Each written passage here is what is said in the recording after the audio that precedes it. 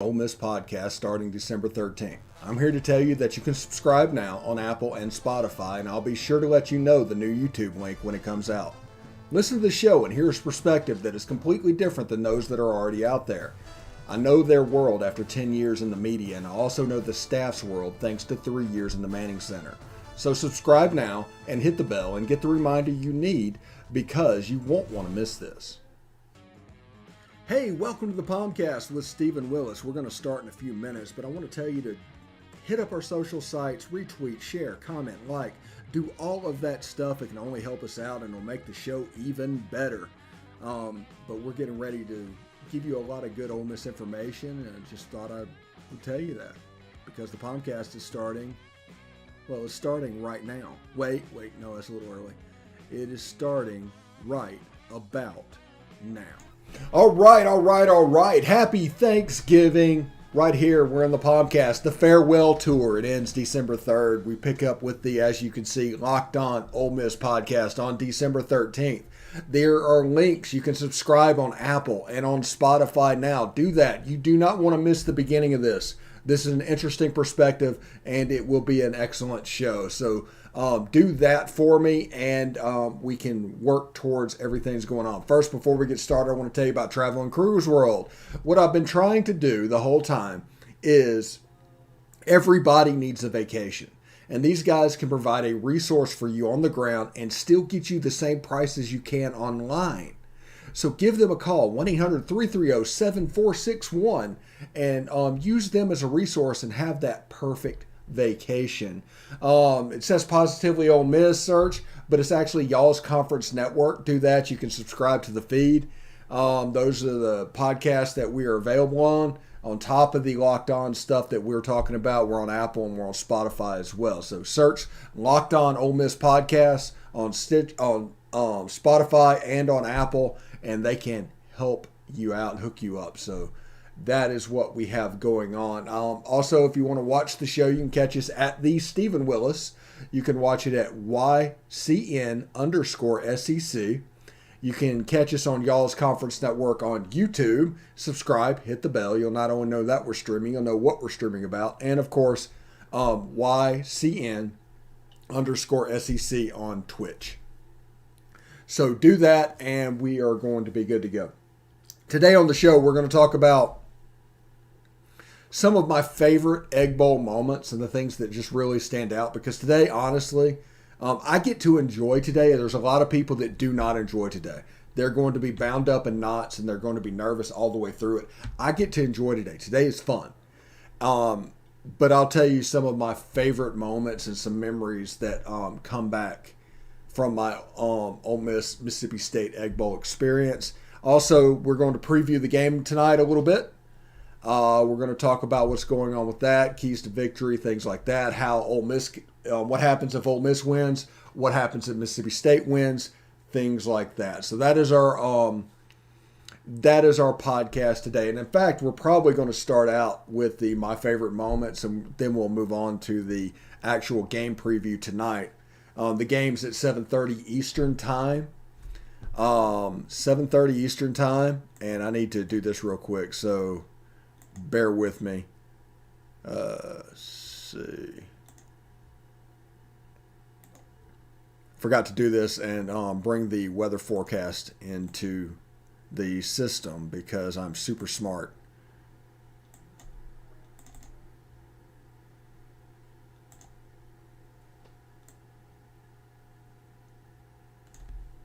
Let's see.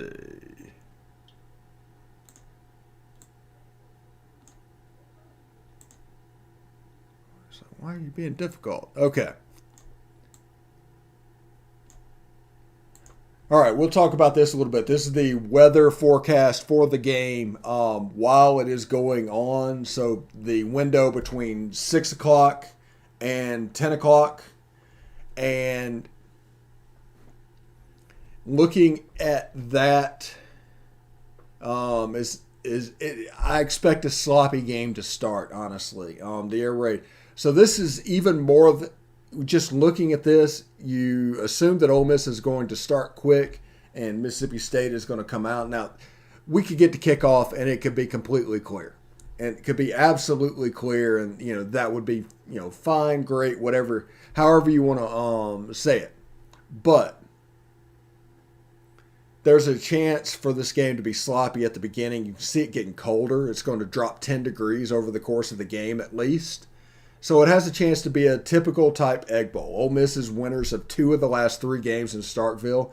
So if anybody says that they're just going to take the home team, that's incorrect. The one Mississippi State win over that period was the Piss and the Miss in 2019 that changed college football. But Ole Miss won in 17, Ole Miss won in 15 as well. So they're trying to go for 3 or 4 in Starkville. So it's a weird dynamic in this series. Ole Miss won in 20, but they lost in 18, and they lost in 16. So the road team has been dominant in this series as of late until the last 2, the Piss and the Miss and the game in Oxford last year. Matt Corral, I think, is the better all-around quarterback. The NFL draft will prove that. He's got the tools to be effective and everything. He's getting more healthy. And health is going to be really important in this game, period. His legs, he's going to have to be the early season Matt Corral that the Heisman talk swirled about before he got injured. He's going to have to do that. You got 5 weeks until the bowl game. This needs to be special. Mississippi State does a thing to combat Ole Miss's tempo, by the way. Watch this game, and you'll see this has happened. When Ole Miss runs an inside zone play, let's say on first down they run an inside zone to Jerry and Ely that gains 4 yards, and they immediately jump on the line of scrimmage again. Mississippi State likes to bring both linebackers in a double A-gap blitz to blow up so another inside zone can't happen. That's something that I noticed last year, but that is how they fight tempo. Different teams have different ideas of what they want to do when it comes to tempo. Each time. Mississippi State's is attack. It's the Joe Lee Duns type stuff that Zach Arnett and that tree gets in. So you will see them basically playing a tight bear whenever we want to go tempo to try and blow that play up in the run game. I think Ole Miss is going to attack this by running some outside plays because Ole Miss saw this last year. This is when Mississippi State showed their hand. So I think you're going to see some jets. I think you're going to see some outside zone. And real similar to the way they ran the ball in the A&M game. You don't really want to run the ball because the middle is going to be clogged. It's a big game for Eli Acker. It's a big game for Orlando Amana and all those guards in the middle of the field. You need to really stand up to what's going to happen. This is going to be a physical game. Eli Acker is from Columbus. He gets this. He understands this. On the other side, I'm not 100% sure, but I'm sure they're going to be fine. Orlando Amana, this is his first time to be in this, so he is going to deal with a little bit of the surprise that comes from the Mississippi State players lining up on a zero nose and coming at you. He will learn on the first play of the game what this series means. And you will see if Ole Miss can figure that out, they have a chance to move the ball. Mississippi State actually did a pretty good job against their offense last year. Now, there was no Elijah Moore out there. There was injuries all over the place. There was a healthy Braylon Sanders because that long play happened. So no Kenny Yeboah last year. So that kind of helped Mississippi State figure out what was going on defensively. This year will be a little bit different. This year will be the opposite of that, honestly. Jonathan Mingo is going to go in that game. I expect him to play a little bit. And whenever that happens, the first thing that happens when Jonathan Mingo plays is the hitch game becomes a factor. It also means that Emmanuel Forbes can't shadow a receiver if we have Jonathan Mingo, Dontario Drummond, and Braylon Sanders on the field at the same time. So it's going to kind of position lock him, for a lack of a better word. And you will see a hitch game, you will see a physical game, and a physical presence of our wide receivers when you have Dontario and Jonathan on the field at the same time. I think it's going to open some stuff up. And before early in the season, when you had those three kicking at the highest cylinders, doing everything you do, clicking on all cylinders. Casey Kelly was not healthy and back yet. So if all three of those on the field with Casey Kelly, you will actually finally see what was projected to be our offense in the offseason. Now, it'll be interesting to see. People, they really like Casey Kelly at tight end. They just really do. And he's been a good player and he's been a weapon. But you will see him have a greater role in the offense whenever they have to focus and he becomes the fourth or fifth option that they're paying attention to on defense. You will see him being schemed to do certain things. You'll see him run behind the linebackers in the RPO game with Dontario Drummond underneath them and things like that. This offense, when it's clicking, is designed to torture linebackers. They can't be right. And finally, this offense is going to get semi back to the place where they can do that. So look at the linebacker game. If Mississippi State linebackers are having a good day, that's probably a bad thing and a good thing for the Mississippi State offense. I'm expecting a fairly low-scoring game. I put this game at 24-20 Ole Miss in this game. I think Ole Miss has a better team, and if Ole Miss plays clean in this game, they would probably win by a couple of touchdowns. But I've seen enough of these games to realize that teams don't play clean in these games. So understand it's going to be tight because what's going to happen is Mississippi State is going to come out defensively chippy against our offense. Our offense is going to have immense poise between all that noise and everything that's going on the field. Because eventually, and it always happens, you want to stay above it. You absolutely want to stay above what's going on. But eventually, Ole Miss will drop down a little bit to their level and start behaving in a manner to matches that intensity and that chippiness. Because, honestly, it's the easiest thing to do. And whenever that happens, it becomes an even game. You know, that expression, never get in fight with a fool because they will drag you down to their level and beat you with experience. I'm not calling Mississippi State fools or anything like that, but it's a similar type principle. They need this game to be sloppy. They are, Mississippi State is 55th in the country in scoring defense. Ole Miss is 60th. The narrative is Ole Miss has an awful defense and State has a decent defense. Yet it's 5 places separating the two in scoring defense. They've played essentially the same schedule. Ole Miss probably has played a little bit better one because of Louisville and Austin Peay was better in Tennessee State and things like that. Ole Miss probably has played a better schedule going to this game. But Ole Miss is 60th in the nation in defense. State is 55th. One is viewed as decent. One is viewed as awful. So that tells you a little bit about what narrative. Oh, happy Thanksgiving, Stacy. Thanks for watching today. I know you got some stuff going on, but I do appreciate it, brother. So that is our preview. Like I said, I'm predicting Ole Miss to win the game 24-20. If Ole Miss doesn't win the game, you can drop us down in the comment section and let us know how much of an idiot I am for picking that 24-20 score. But I mentioned while I was talking that I've seen a lot of these games. And I have seen a lot of these games. The first Ole Miss State game that I attended was in 1982. Emory Ballard beat Steve Salone in his last game like 27-10 or something like that. That was my first game. I went to that game when I was 5 years old. So if y'all want to do math, y'all can figure that out.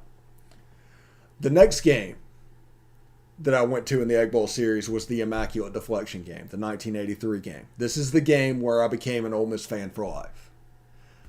If you want to go to YouTube and see the Immaculate Deflection, just search Immaculate Deflection Ole Miss and it will immediately pop up. It's on there like 4 times. And you will see a field goal from 27 yards out that's 7 yards longer than an extra point. Go up, rise up, and the wind knock it down probably within 3 yards of getting to the goalpost. I've never seen anything like it. The Mississippi State fans all stood up and started cheering because they were going to win the game. Just loud. There's an eruption on half the stadium because this was in Jackson at the time. And then when the wind blew it down, you saw the Ole Miss people stand up and cheer about it. And it was an incredible scene. If I would recommend, even if you're Ole Miss fans or not Ole Miss fans, if we have people on the Tide Talk podcast channel or the DGD podcast channel, Believe in Georgia Dogs channel, watch that highlight because it's just bizarre. And it's something that you will never see in football. And that was, 38 years ago at this point. And it's worth the watch. But we always joke about that. That was the day that God declared his rooting interest in the Ole Miss Rebels in that game. And then, and also in that, before that immaculate deflection happened, and that's all we talk about in that 83 game, Timmy Moffitt returned a punt for a touchdown on a punt block where Ole Miss sent 10 players. Nobody back to block at all. And Timmy Moffitt took it to the house. It was just a weird game, man. It was just an absolutely weird game. The Emory is a memory game. I remember that specifically a couple years later. I think that was 85. Rocky Felker got in for Mississippi State in the late 80s. Like, Billy Brewer just owned that series. Just absolutely owned that series because he got in with what this means. I mean, he played underdog and all of this back and forth, but he understood what the rivalry meant. And it wasn't necessarily any type of a toxic thing. It was just an importance of the rivalry. It was just, it is what it is, type situation. Now, in the 90s, Jackie Sherrill came in and they moved back to campus. And it's been back on campus for, I think this is 30 years, honestly. So it's been back on campus for 30 years. So that's 15 in Oxford, 15 in Starkville. And it's been a remarkably even series since it's done that. Ole Miss dominated Jackson. If Mississippi State, looking back at the benefit of hindsight, should never play another game in Jackson because they just got rolled in Jackson from pretty consistently. But the reason is Jackson was a 60,000 seat stadium. Both Ole Miss and Starkville, which is above 60 now, was down in the 30s back then. So Ole Miss and State played their big games in Jackson. But in 91, it moved back to campus in Starkville. I think Jackie Sherrill came in. So it kind of coincided with the arrival of Jackie Sherrill. And that 10-year period, it really laid the foundation for what is going to be an intense rivalry. Sherrill understood, like Brewer did, how important this rivalry was. And the first couple of years, before Brewer got fired and got run out of town for the NCAA stuff, it was a war. It was an absolute war. The 92 game, the stand. Everybody is going to remember the stand. I think State had 11 plays inside the 5-yard line and couldn't get in the end zone in a 17-10 loss. Absolutely amazing stuff. Chad Brown going off.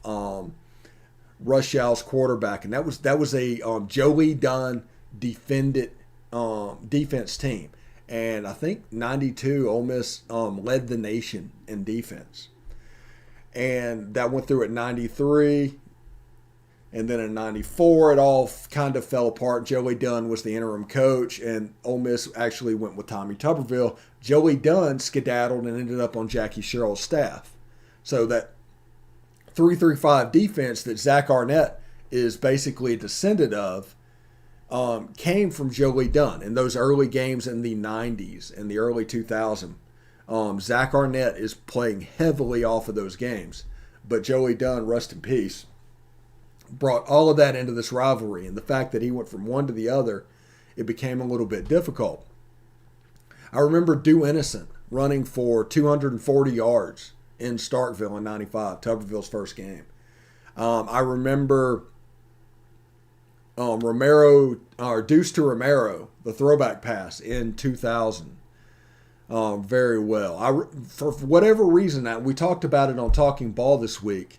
A game that stands out to me, not necessarily because of the score, was the 2003 game. Maybe because it was some kind of validation for the season. Ole Miss goes 7-1.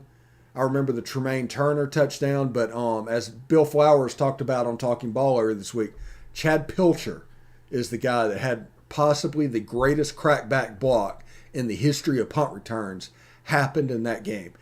Whenever you hear about decleaters, this is the next level up. The top of the helmet was the first thing that hit the ground of the Mississippi State player. It was an unbelievable hit, unbelievable block, and I definitely remember that.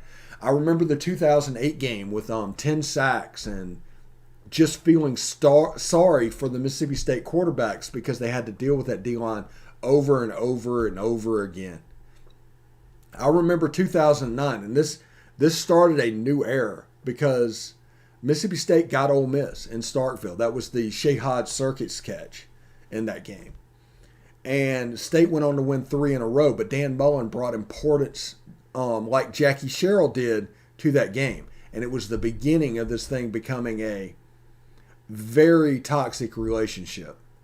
And as we saw in Florida, they fired Dan Mullen basically for his off-field way of acting more than his on-field stuff. So whenever you're winning, it worked whenever you were at State, and they had fun with that 3-game winning streak. When Hugh Freeze got there, they really had a hard time dealing with that. Hugh Freeze, the 2014 game where State comes in maybe number 3 or number 4 in the country in the playoff rankings, and Ole Miss just takes it to them. The 2015 game where Chad Kelly just balls out early in the game, and Ole Miss goes to the Sugar Bowl, another confirmation type game like that Eli game. Those have all happened in Starkville, by the way. No Sugar Bowl clinching victory, to my knowledge, has happened. Has happened in Oxford. It all happens in Starkville for whatever reason, any bowl game. And then you have the piss and the miss, that started everything, and all this coaching carousel moving all around, where everybody really started paying attention to this game. And people talk about they're only watching this game because they're there to see a sideshow, or they're laughing at you, or whatever is going on. Who cares? They're watching. They're becoming relevant. Somewhere there's a 5-year-old watching this game because mom and dad wanted to tune in to watch the Circus Sideshow, where a lifelong bond is made. This is the type game that can get it. So who cares if any type of Circus Sideshow? This is one of the top 2 or 3 most intense rivalries in the country. It doesn't matter how good they are. It just is what it is. And enjoy it. Too many cases in Mississippi, in both fan bases, they dread losing it more than wanting to win it. And it's because they talked all kinds of trash during the year, and they're worried about tomorrow running into those people, whether they're out in town or whatever's going on. It's all because of that trash talk. So that's the reason, honestly, I don't talk trash to anybody. I just root hard for Ole Miss and everything they do.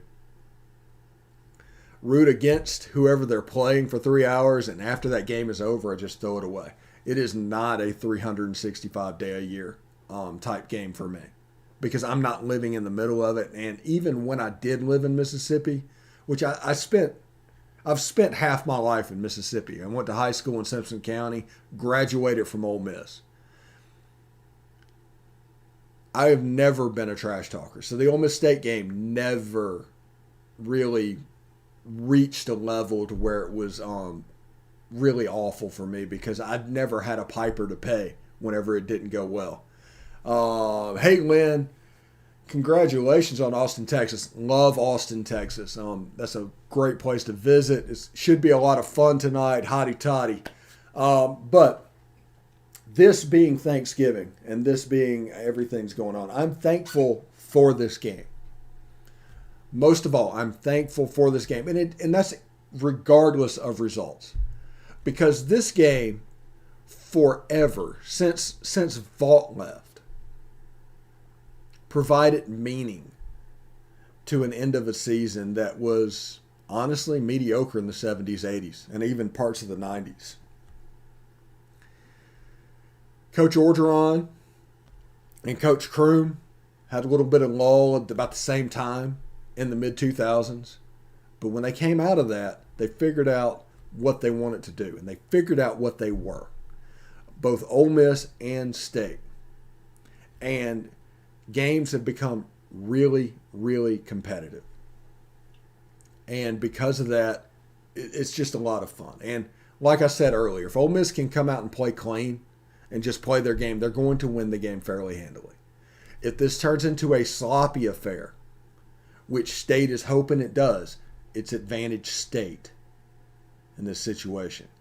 With the rain coming through and everything, who knows how that's going to affect the air raid? Who knows if it's going to rain during the game? Who knows what's going to happen there? But it should be fun to watch. It's people watching the game just dialed in on every single play.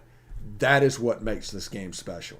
It's not the trash talking that happens on Friday. It's not worrying about anything that's going on. Not even the go to hell Ole Miss or go to hell State that happens in mid-April. What makes this game special is every play.